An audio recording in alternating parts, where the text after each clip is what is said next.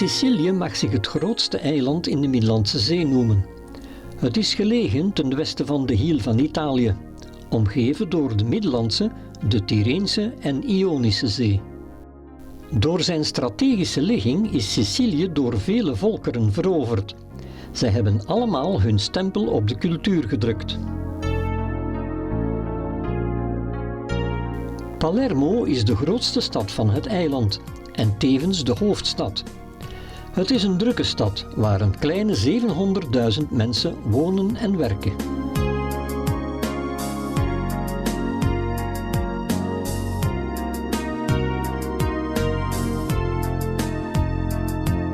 We beginnen onze stadswandeling aan de Porta Nuova. De poort is gebouwd aan de noordzijde van het Palazzo dei Normanni. En door de poort loopt de Corso Vittorio Emanuele, een van de hoofdstraten van het historische centrum. Hier bevindt zich de zetel van de Siciliaanse regionale regering. Het is gelegen aan een prachtig park, ook wel bekend als Villa del Popolo of Villa Flor. Een Italiaan en bij uitbreiding een Siciliaan vindt het belangrijk dat zijn gebouw oud is en voornamelijk authentiek. Met andere woorden, een likje verf zou niet misstaan. De stad kenmerkt zich door de vele smalle straatjes, waarbij de balkons van de huizen elkaar bijna raken. Hier en daar zie je nog restanten van de oude stadsmuren.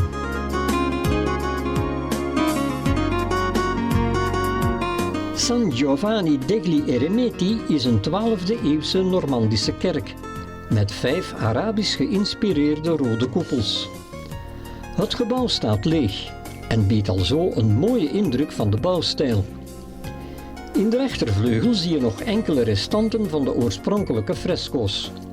De kerk maakte deel uit van een klooster en ligt in een weelderige kloostertuin vol exotische planten.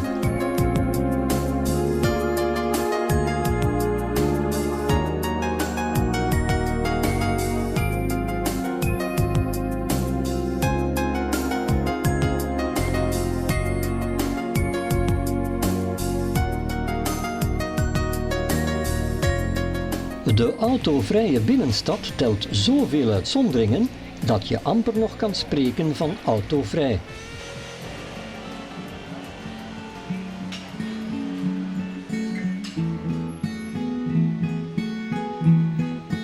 De kathedraal van de Maria ten Hemelopneming is de belangrijkste kerk van de Siciliaanse hoofdstad. De kathedraal wordt gekenmerkt door de vele bouwstijlen ten gevolge van een lange geschiedenis van uitbreidingen, wijzigingen en restauraties. Tijdens de Arabische bezetting was het een moskee. De hoofdingang is Catalaans-gotisch met boven in een nis een kostbaar 15e-eeuwse beeld van de Madonna. De kerk is gebouwd op de restanten van een vroegere kerk, die door een aardbeving werd verwoest. De enkele terrasjes bij de kathedraal doen gouden zaken.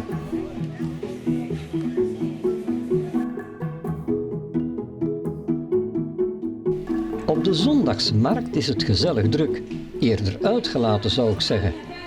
Allerlei lokale specialiteiten kan je er proeven.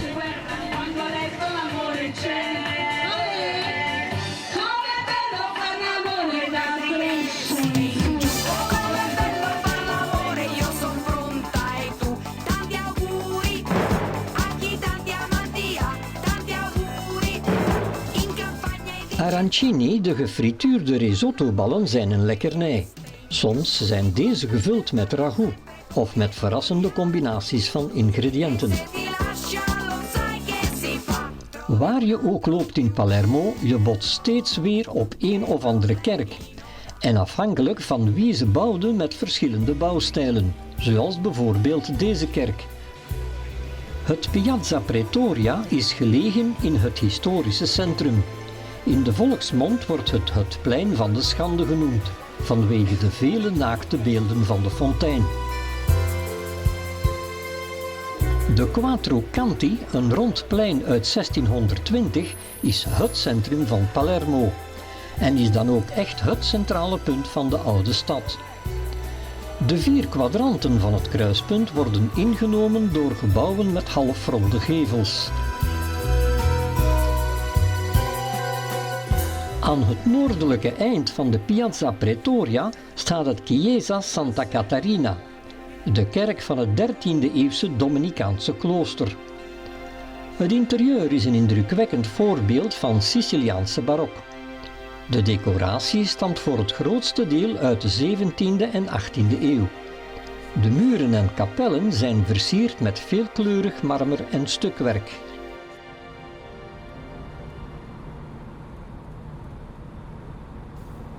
We rijden de stad uit. De kleine stad Morial ligt op zo'n 8 kilometer buiten Palermo, tegen een steile helling.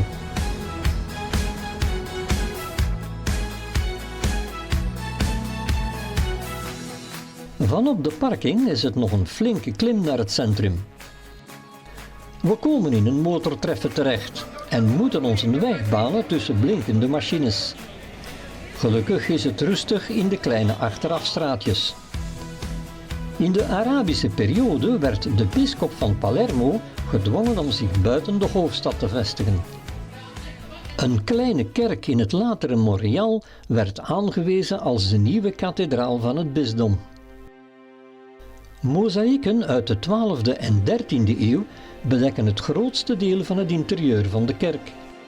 De totale oppervlakte van de mozaïeken bedragen 6000 vierkante meter. In de bouwstijl vindt men zowel Arabische als Normandische elementen.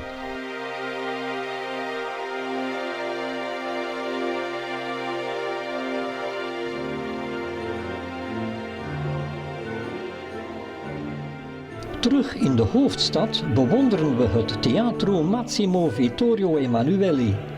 De opera is de grootste van Italië en staat bekend om zijn perfecte akoestiek. Het theater heeft een halfronde façade met zuilengalerijen.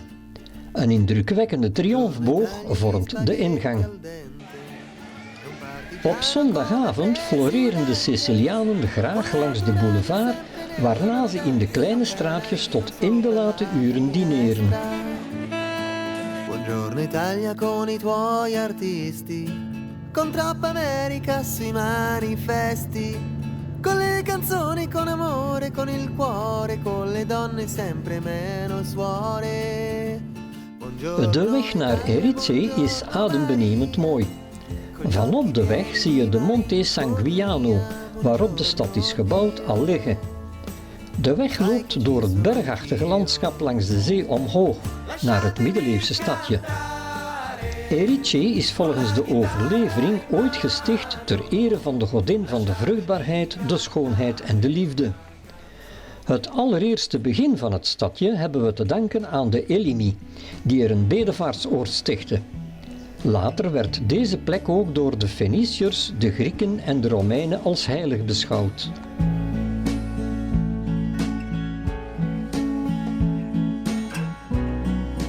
Het is heerlijk om door deze smalle steegjes te dwalen, liefst zonder plattegrond. Verdwalen kan immers niet in dit kleine stadje, terwijl je de mooiste dingen ontdekt als je gewoon je neus achterna loopt.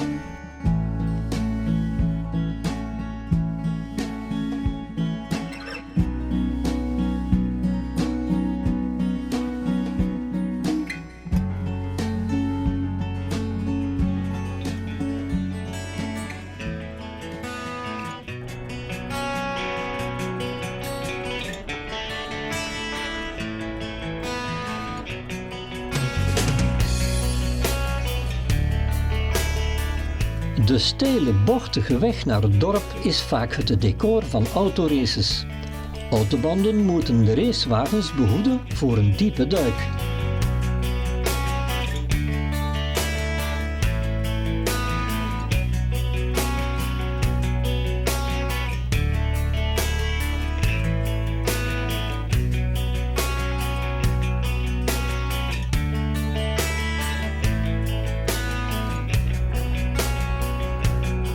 Net voorbij Trapani bevinden zich de zoutpannen. Dit zoutwinningsgebied maakt onderdeel uit van een natuurreservaat, het Riserva de Staglione, welke in een lagoene is gelegen.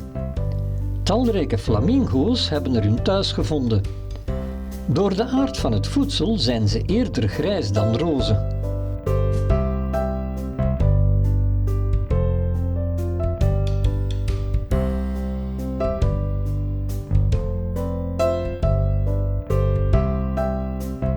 Een prachtig kleurenpalet vormen de bergjes zout met op de achtergrond een antieke windmolen.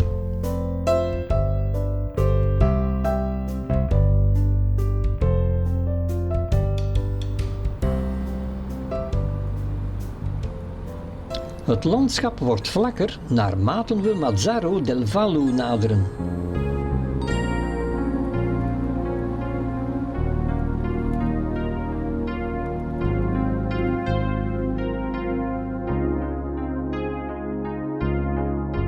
Dit stadje is vooral gekend voor de Arabische invloed die nog duidelijk zichtbaar is, in de nauwe steegjes. In de Kasbah hebben lokale kunstenaars de muren versierd met reliëfs en muurschilderingen.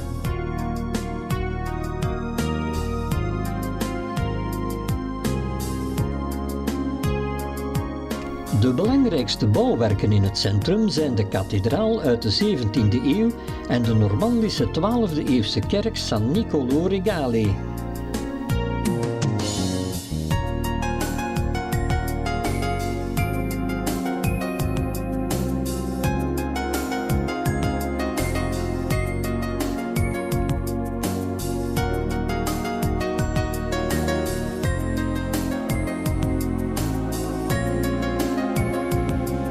De stad heeft een mooie boulevard, langs het toch wel smalle strand.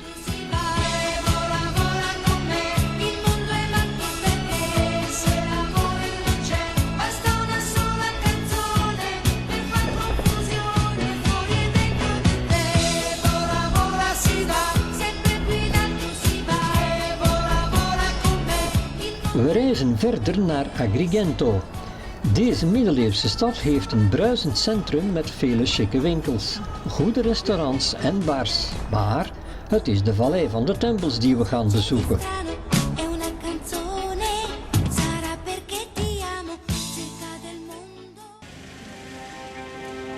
De verwoeste Griekse stad Akragas was ooit het stralende middelpunt aan de Middellandse Zee. De overblijfselen zijn nu werelderfgoed. De Vallei van de Tempels is dan ook de grootste archeologische vindplaats ter wereld. De site bestaat onder meer uit overblijfselen van de 7 tempels in Dorische stijl. De term vallei is een verkeerde benaming. De site is gelegen op een heuvelrug. Op de rand van de heuvelrug staan nog wat restanten van de imposante stadsmuur die de stad moest beschermen. Imposant is het bronzen beeld van de gevallen Icarus. Je weet wel, hij die te dicht bij de zon vloog, die de was van zijn vleugels liet smelten. Icarus symboliseert wat er met ons kan gebeuren als we naar het onmogelijke verlangen en onze nederigheid vergeten. De route loopt in 3 kilometer van de tempel van Juno naar de tempel van Zeus, een van de grootste tempels uit de oudheid.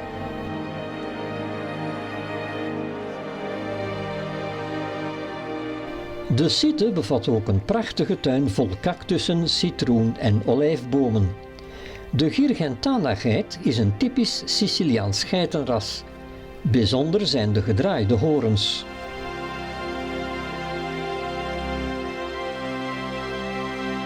Aan de westzijde van de tempelvallei liggen de overblijfselen van de tempel van de Griekse oppergod Zeus.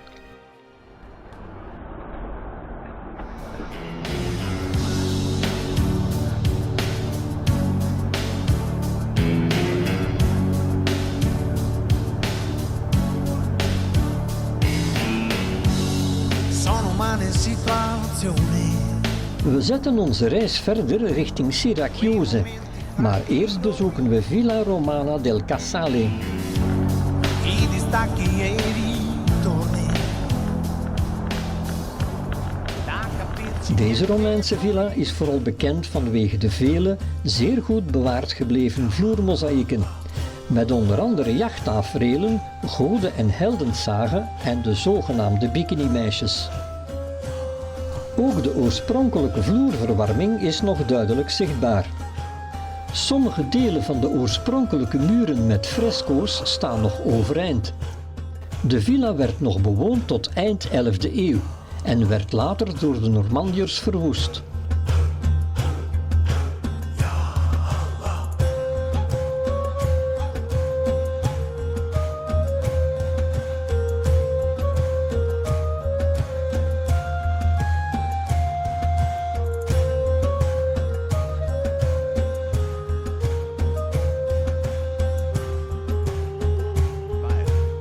Let me see you dance, man.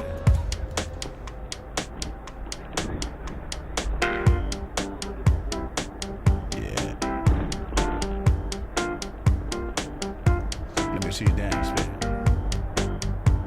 We zetten onze reis verder door het binnenland van Sicilië, naar een van de oudste en mooiste steden van het eiland, Syracuse. In questa notte di tequila boom boom. Sai cosa sexy? We starten ons bezoek in het archeologische park Neapolis. Het is een van de belangrijkste archeologische plaatsen. De Latomio del Paradiso zijn oude steengroeven uit het Grieks-Romeinse tijdperk, die deels overdekt en ondergronds waren. De grot van Cordari heeft dankzij zijn lengte en de aanwezigheid van water eeuwenlang de touwmakers gehuisvest. Het gewelf wordt nog steeds ondersteund door pilaren die door de steenhouwers zijn gehakt. En de enorme, goed uitgehouwen blokken hangen als kolossale stalactieten aan het plafond.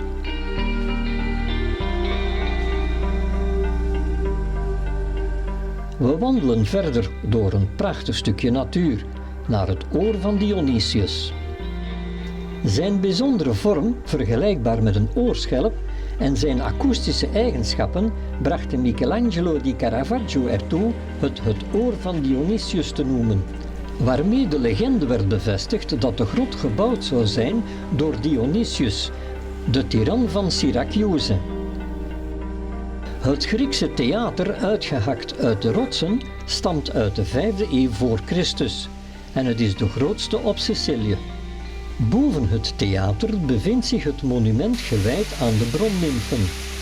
Het waren oorspronkelijk kleine, waterrijke grotten en dienden als de woonplaats van de lokale nimfen. Het Romeinse amfitheater is het grootste in heel Sicilië, daterend uit de vroege imperiale tijd. Elliptisch van vorm en het is volledig uitgehouwen in de rots. Hier werden de befaamde spelen met wilde dieren en gladiatoren gehouden.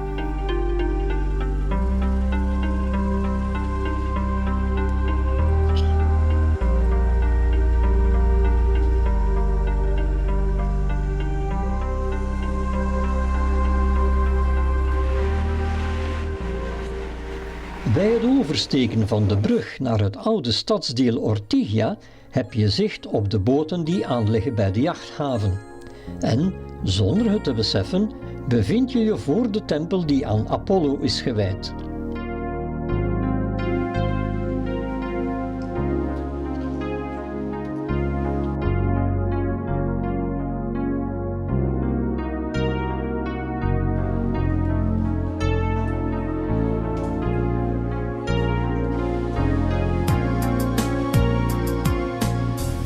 Deze smalle straat brengt je naar Piazza Archimedi, waar Artemis, de beschermer in de Griekse periode van de stad, Arethusa verandert in een bron, om haar te laten ontsnappen aan de verleidingen van de god Alpheus. Van een puntzak gefrituurde zeevruchten genieten of van deze notenkoekjes in honing snoepen. Verschillende straten die het centrum doorkruisen leiden naar pittoreske plaatsen. Plots sta je voor het grote en elegante Piazza del Duomo, adembenemend mooi, magisch op elk moment van de dag. Dit barokke plein behoort tot de mooiste van Italië. De kathedraal domineert met zijn weelderige 18e-eeuwse gevel het plein.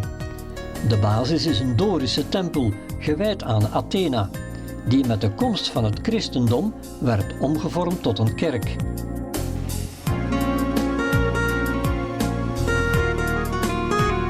In de Aretusa zoetwaterbron waaien prachtige papyrusplanten in een zachte bries. De promenade loopt langs visrestaurants en het heldere water tot aan het kasteel.